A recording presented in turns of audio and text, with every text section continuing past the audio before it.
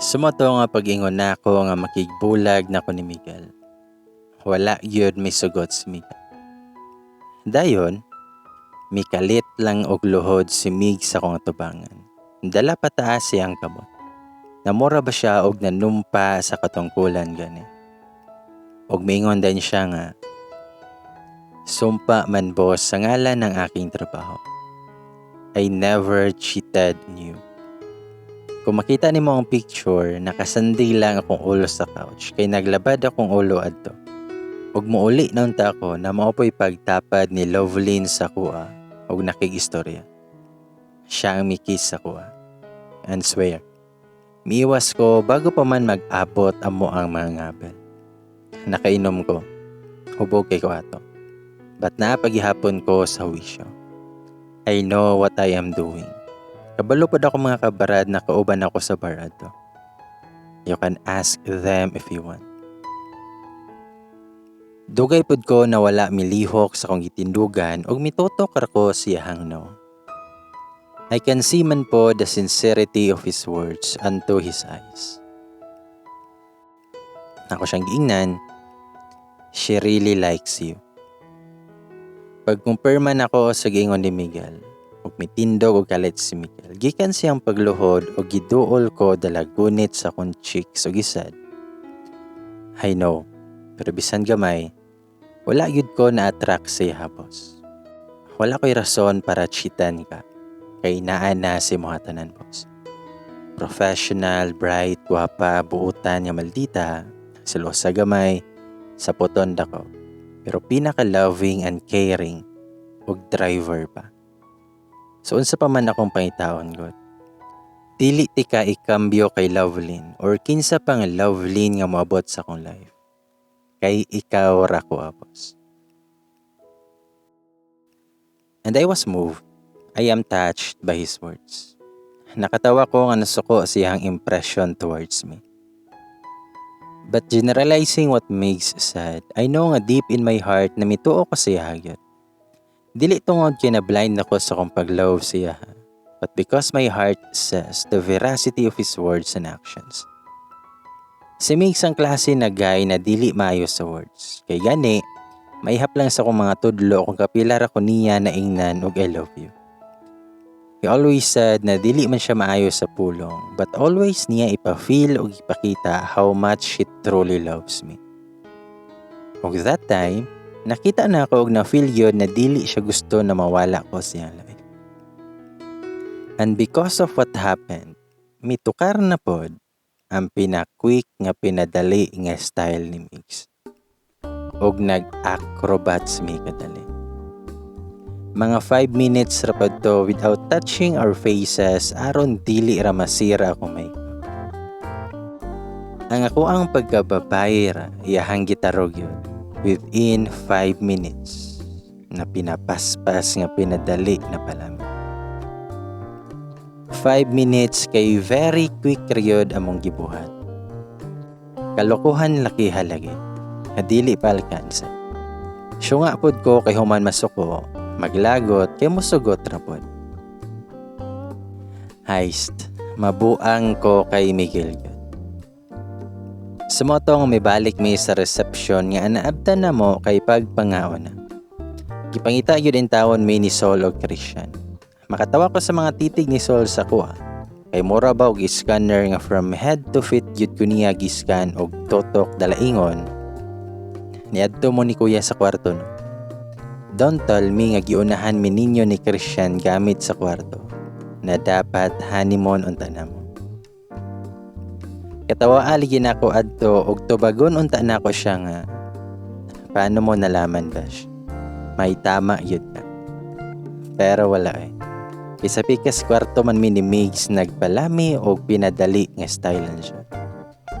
Dili sa kwarto na gimito nilang solo Christian after their wedding reception ceremony. Ulaw po, naunahan na mo sila gamit sa kwarto. Lol kaya.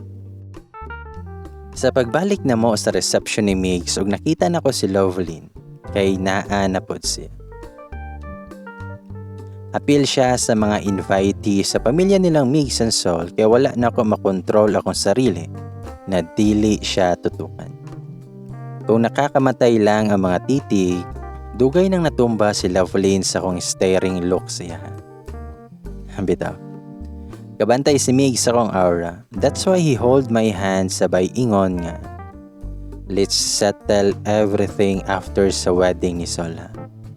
For now, feed your tummy first. I stared him back and miagrir pod ko siya hanggingon. Nahuman yun ang wedding ato nilang Sol o Christian na bakas sa nawong sa mag-asawa ang ultimate joy and happiness. Dili na mo makita ang kakapoy sila mga faces. Nahuman nga wala kabalo ang mag-asawa na ang ilahang best man o maid of honor silang wedding kay hapit magbulag pero nag-quick palami style rajod sa kwarto na tapad silahang room na gamiton. Perte bitaw to na momento eh. Unforgettable to para sa kuha. Sumoto nga ang sunod na hitabo kay istorya ni Mig sa Lovelyn privately sa karinderya. Walay tao adto kay wala sila mag-open since wedding day biya ni Sol. Gipaadto ni Mig si Lovelyn para istoryahan og darong. Ako naman kay nagtago ra sa my kitchen. Wala ko miatubang kay Lovelyn kay dili pud ko gusto na makapasakit sa kong kapwa babae. I let Mig handle the situation and I want to listen pod secretly silahang convo. Hingan si Lovelyn, nga sorry Kuya Migs. Daghan namang god akong nainam adto og nagduwa mi og truth or dare sa akong mga igagaw. Ikaw ang gitudlo nila sa kuha na ikis as part sa kong dare nga challenge. Wala ko kabalo nagipicturean day ko sa kong igagaw. Unya gisend pagyod kay Ma'am Andy ay. Oo. Crush ta ka Kuya Migs kay dili lang kagwapo pero maayo pod kay ka sa mua nga mga trabahante ninyo. Pero wala pod sa akong intensyon na makaguba og relasyon.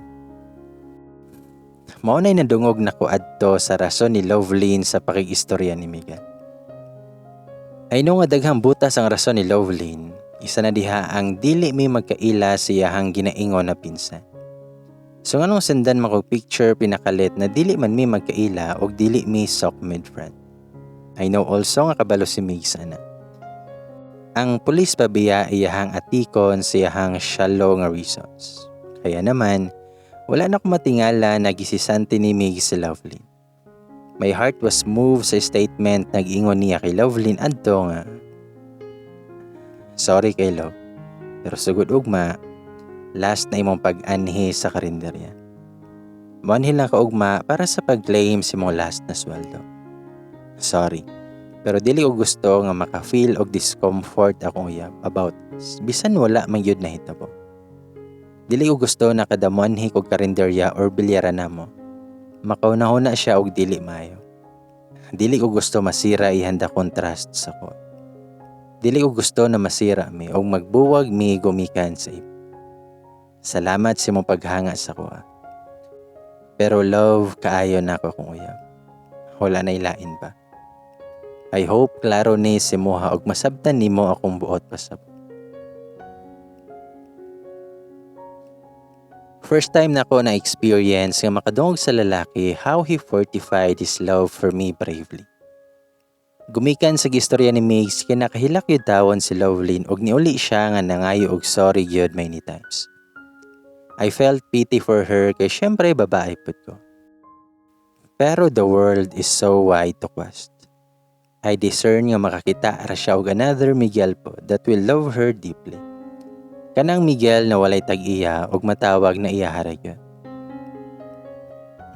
Pag uli na ni Lovelyn kay migawas na ko sa kong gitaguan og gisungog na ko si Migs nga nakaistorya og lamion kay kabalo man ka nga naa ako nga naminaw sa imuha mga puret ug atik-atik. Then ako siyang ikatawan. Hingon si Miguel, hananapod ka ba? Wala ko magatik-atik ha. Tinood to kong giingon ba? Naluoy na gani ko kay nakapahilak og babae na dili bi ako ganahan nga naay bae nga maghilak sa akong tubangan. Kay ingon pa bitaw ni Robin Padilla nga ang babae dapat minamahal, hindi pinapaiyak. Tapos maingon pagyud ka nga nagatik-atik ko. Nagpanlod-luod pod ang panuha. Sa motong gidol na ko siya, ug with all the sweetest gestures I had, I hugged him. Gigakos na ko siya o give him a smack kiss. Huwag ako siyang giingnan. Thank you for loving me truthfully, boss. Mismay na si Mig sa kuha og then giabot niya akong lips. Dayon he kissed me. Kanang pinachula kayo. Wala pa siya matagbaw sa kiss lang o gipasanding na pod ko niya. And yes po, tama imuhang gunahuna nga nahitabo na pod mi. I can't resist Miguel's moves manggod. Idungag pa na love pod kayo na ko siya. Sumoto nga nagpadayon na mga relasyon ni Miguel na puno sa ups and downs. Normal. Kasi I know nga part sa relasyon gyud ang dili lang kalipay permi. Pero bisan pa man nga magsige mig-away ni Mig, saludo ko siya ha. Kay once init o gisapot ko, dili kay ko niya tumpangan. Pero na lang, kung sobrahan ako ka-OA kay kalitra ko anak niya og papilit sa haligi. Tapos romansahon din niya. Bangon lagi. Our palami activity ang pinaka-ultimate na pahungaw namo ni Mix. Every time mag-away yun mi. Ang among awayan, time and chika babe niya. Siyempre as man in uniform, dili malikayan yun nga na ay magsigig landi siya. Idungag pa na lamion siya o itsura yun. But never miabot sa point na nasakpan ako siya na mo reply sa mga chats or landi sa laing babae. Napaganihigayon nga nakarasyan siya sa anak silang major ug magsige pa yung chat ang babae siya. Sige siya gi-invite kay lagi birthday niya or birthday siyang papa or aniv siyang parents o guban pa. Kasalang ipagbigyan ni Migs to siya o gipauban pa gyud ko niya. What I love Migs the most kay open na siya sa mga nagalandi siya sa ko. And he was proud to introduce me sa miskan kinsa pa man that I am his girl. Bisa na ay nagalandi kay Migs, but I am happy to say na so far, wala pa niya gibuak o gibroke ako ang the contrast siya. Kabalo ko siya mga SOCMED account and even his password. Sometimes nag-change me og mga phones and so far, naman ko'y mga mabasa na mga lumalandi sa boyfriend ko. But I let it pass na lang because I believe nga once ang laki gani mag-cheat sa imuha, bisan pa man unsaon na nimo og remind at di man og higugma, that wouldn't be enough sa mga uwagon og di kabalo makontento. Giprove ni Miguel sa kuha nga dili tanang pulis sa lawahan. Dili tanang gwapo kay hangol og palami in multiple partners. Dili tanang lalaki kay V-card lang ang habol. There are really men who will love and accept us no matter unsa patong past. Basta ang heart na ang mopitik. Love is really a promise and once it is given, it will never be forgotten. 24 months of being with Miguel was a wonderful adventure. My life has been a wonderful journey since he came along. He gives colors to my dull life. Miabot yun minimig sug 2 years na walay bulagay nga nahitabo. Moto na mundo ha, kay mag-away pero di maghihiwalay. Magkakatampuhan pero walang bitawan. Basta kay no cheating dyan. Until sa maibot ang adlaw na wala ko kasagang yun, kay nanginahanglan ko og dakong tabang adto na si Migs lang ang tanging misulod sa kunahuna. Fresh pa kayo ni sa akong mind na experience. Pauli na ko adto for my duty nga naay checkpoint sa may beach and resort na unahan lang sa school kung asa ko na-assign. Nakapangutana pa ko ato sa nakasabay na ko nga driver kung naabay dako. Tubag pod si kuya driver nga dili man ma'am. Checkpoint raman. Kay checkpoint raman, sumilabay pod ko. Pero nakuratan kay ko kay gipingataan ko og lisensya og rehistro sa motor. Nakoy lisensya syempre, pero ang rehistro ang problema. kay expired na ang rehistro sa akong motor ug wala pa nako malugaray og renew. Naimpas na day nako ako ang motor. Ang nakapait pa yun kay ang mga pulis nga nagdakop kay wala ko'y nailhan. Mga baguhan siguro sila kay mga looking young pamanggod sa akong pananaw. Upa to sila kabuk adto nga nagtindog nga gipadaplin gyud nila akong motor. I-impound daw nila akong motor kay expired na daw akong rehistro. Gidalas dapin ako motor o gipasulod pa gyud sa resort. Mura kog naawa adto nga gisundan ng usa ka police officer ug akong gihangyo. Ingon ko nga, "Sir, dili pwede mahangyo, sir. Naman ko'y rehistro gyud og magparinyo man ko ugma, sir. Wala lang na ako malugaray pa gyud rinyo kay nabisi lang gyud ko sa trabaho ba. Unya wala na ako mapansin na expired na di ay ang rehistro, sir." Nitubag ang pulis nga, "Sige ra ma'am, sa amo ang head lang hangyo ana." Tubag ko nga, "Asa di ay inyong head, sir? Basin pwede ko makahangyo." Tubag po ng pulis, nga naa sa sulod ma'am. "Sige ra, ubanan rata ka siya ma'am." Nasa kong may na pagdili gyud na ako mahangyo ang head sa mong dakop kay tawagan na ako si Miguel. Misulod ko sa maong resort og pagsulod pa lang nako sa room nagitudlo sa pulis. Kay mibulaga na sa kuha ang malaking itcha prank nilang Sol og Chan. Kusog kayo ang syagit ni Sol nga itcha prank. Happy 26th Mansari sa inyohan ni Kuya Beshi. Og taod-taod lang kay mi play dayon ang kanta nga Marry Me. And my heart was beating so fast sa dihang migawas si Miguel out of nowhere lang. Og siya yun ang mikanta nga duyog sa giplay na Marry Me. Nikanta siya while hinay-hinay siya nga miduol sa kuha. First stanza ra iyang gikanta ug ang chorus. Dayon, miluhod na siya.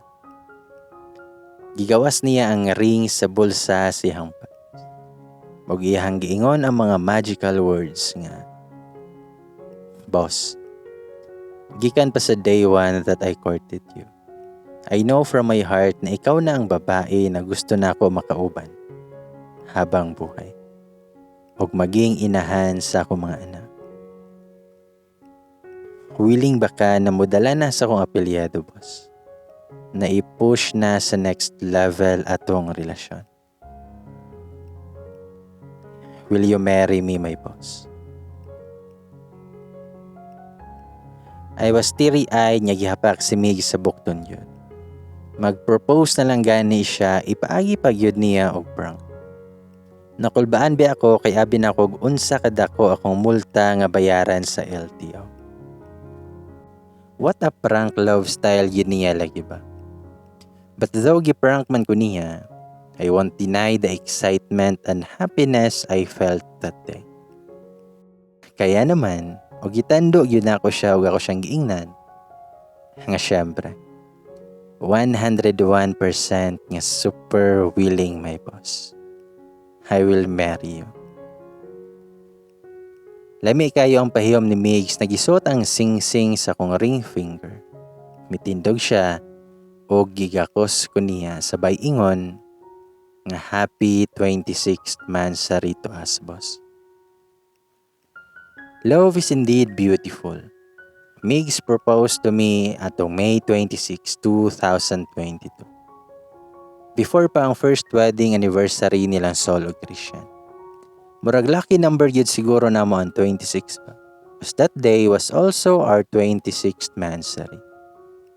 2 years and 2 months na miadto na time ni Migs and still counting. Nihirit pa dayon tog ingon katong officer nga police nga nag-impound kunoy sa motor nga, "Okay ra ba, sir?" Tubag pud si Migs nga okay kayo. "Salamat, brad." Sa moto nga pagkagabi na ana, Migs and I inform my family nga magminyo na mini Migs. Happy kayo si mama nako. 29 na biya ako. Ug makaingon ko na very fulfilling ako ang youth og singlehood journey. Kaya naman, sa mga youth out there, please, do not rush sa kaminyoon. If possible, enjoy sa ninyo inyohang pagkabatanon. Uyab-uyab lang sa God o kung wala may uyab, then chill with your friends or barkadas. While naga-chill, tarong pod og eskwela. Do not gamble your future. Life only comes around once. So chill and have fun while pursuing your dreams. Do not rush things. Because time will come nga when everything is ready, you will achieve what your hearts desire. This coming August 8 would be another chapter of our story. Miguel and I will be getting married this coming August 8, 2022. We choose that day because 8 signifies eternity. We hope and pray that we could have an everlasting of togetherness. He and I, for eternity.